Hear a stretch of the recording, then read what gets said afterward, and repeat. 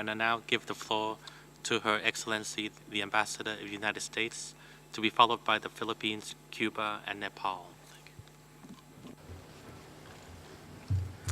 Madam Chair, Mr. Chairman, fellow delegates. On behalf of the U.S. government, I want to thank the United Nations and the government of Switzerland for hosting the second session of the Preparatory Committee on the Third United Nations World Conference on Disaster Risk Reduction. I am pleased and honored to lead the U.S. delegation at this important meeting and to join everyone here in contributing to this worthy cause. Under the leadership of President Obama, the U.S. government remains committed to strengthening its role in disaster risk reduction, both at home and abroad.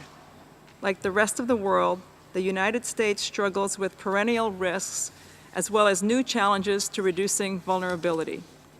To address these challenges, the U.S. continues to make significant investments in the natural and social sciences, in technology, infrastructure, and communities to inform decision-making for disaster risk reduction and climate change adaptation. Recent examples include the Federal Emergency Management Agency's Whole Community Planning Initiative, our National Climate Action Plan, and President Obama's recent announcement at the G20 of our $3 billion pledge to the UN-backed Green Climate Fund. At the international level, the United States continues to support DRR programs to save lives and to protect livelihoods, assets, and infrastructure before, during, and after disasters, while increasing communities' resilience to natural hazards. In this regard, we are pleased to see increased attention to integrating the whole community into disaster risk reduction frameworks, including individuals who may experience a disproportionate impact during and after a disaster, such as women, persons with disabilities, children and youth, displaced persons, older persons, and indigenous groups. The United States supports the HFA as a strong basis for the HFA2 and recognizes that the follow-on framework must reflect increasingly prevalent challenges and trends, such as climate change. DRR and climate change adaptation share a common purpose of reducing exposure and vulnerability to climate extremes. To assist developing countries to adapt to climate change, we have increased our international assistance 8-fold since 2009. Furthermore, in September 2014, at the UN Climate Change Summit, President Obama announced an executive order mandating all federal agencies to integrate climate change considerations into their international development efforts. We believe that this is a vital step towards ensuring that our broader development funds address the impacts of climate change. Under this executive order, the U.S. government will also provide scientific and technical assistance to developing countries. DRR, climate adaptation, and wider development efforts are mutually reinforcing and should be approached in an integrated manner. The United States is actively participating in the intergovernmental negotiations on the post-2015 development and climate change processes.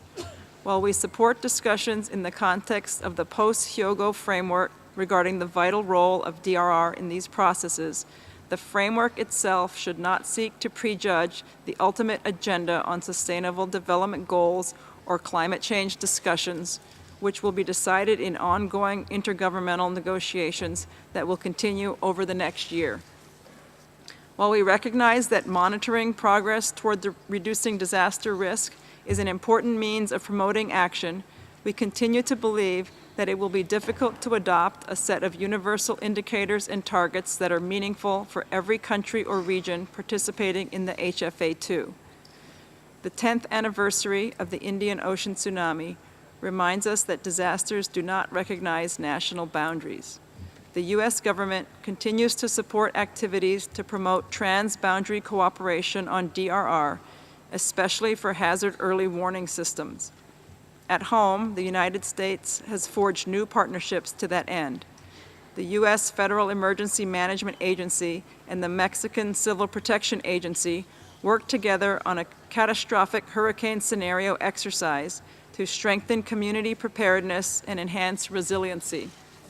More globally, USAID, the the National Oceanic and Atmospheric Administration, and the UN World Meteorological Organization are cooperating in the implementation of flash flood guidance systems in 8 regions, including the Mekong River Basin and in parts of Africa, Central America, and the Middle East, where flash floods are the leading weather-related disasters. While the challenges of DRR may seem daunting, the opportunities for collaboration are numerous. The new proposed framework before us represents an opportunity to strengthen our national and global commitments to work together in common cause to reduce disaster risk. We look forward to this week's discussions and to a successful outcome in Sendai in 2015. Thank you, Chair.